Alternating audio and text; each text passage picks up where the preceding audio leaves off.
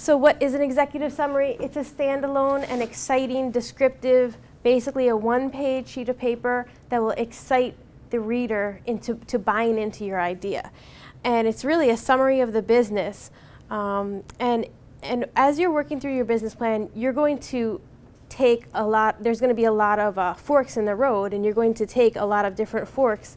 Where you end up, it may be totally different than where you originally started from when you're developing the business plan. So the executive summary can help you kind of gather your thoughts too and really put it together in a nutshell.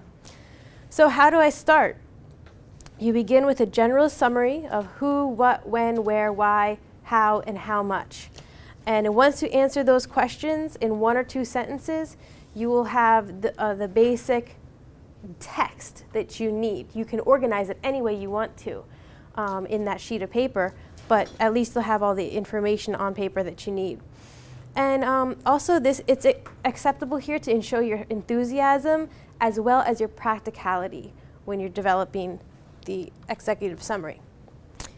So it'll include components of your mission statement, your business concept, which is your idea, your measurable goals and objectives, your management needs and management history, your marketing strategy, and your financial strategy. And I'll show you an example.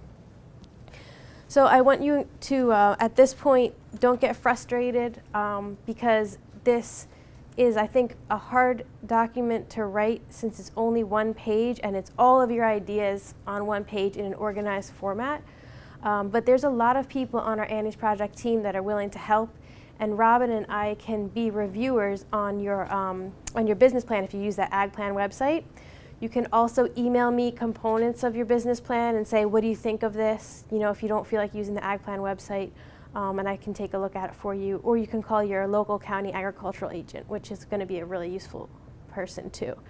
And let's see.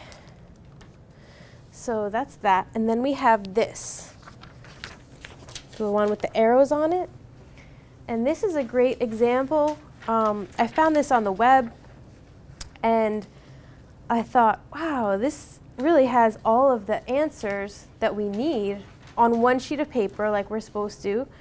And it answers all of the questions in a really succinct way that it excited me about their business. And I don't really get excited that easily, so I thought it was pretty cool. So I underlined the important parts that answer those who, what, when, why, where, how much questions. And they have a nice intro, which is only like a paragraph long. It's only a few sentences. Then they talk about what is the most exciting thing they can bring up, the keys to their success. And you can organize this however you want. But they define those. Then they talk about the what, the why, and the where in their products, because that's important, what they produce, botanical medicinals, 5 different plant species. Why? Because there's significant market demand. Where? The Willamette River Valley. And then they talk a little bit about the species. Then they talk about their market. Remember, they talk about the who. Remember how we keep talking about customer-centered ideas? The who, they bring out their market first. They have 3 distinct customers that they're talking about. And then the other part of the who is your management team. And that is very important. Like, I'm trying to remember who said it today. I think it was Farm Credit that was speaking about your team. So like your attorneys and your lawyers and stuff like that. They need to be able to trust your whole team. And you don't necessarily have to put in your executive summary stuff about your lawyers or your accountants, but what about your management team? You need to instill in them a trust in your management team in order to sell them this idea. And then they have the financial plan, which is really simple. They just have when they need the money by, when they're going to pay it back, and how much they're asking for. And then they have sales forecasts. So you can take the time to read this if you like, and we have plenty of writing time now if you would like to take that opportunity. And one thing that Robin and I found when we did surveys of women that were in the long Annie's Project courses, the reason why they said they couldn't finish the business plan if they didn't finish was lack of time.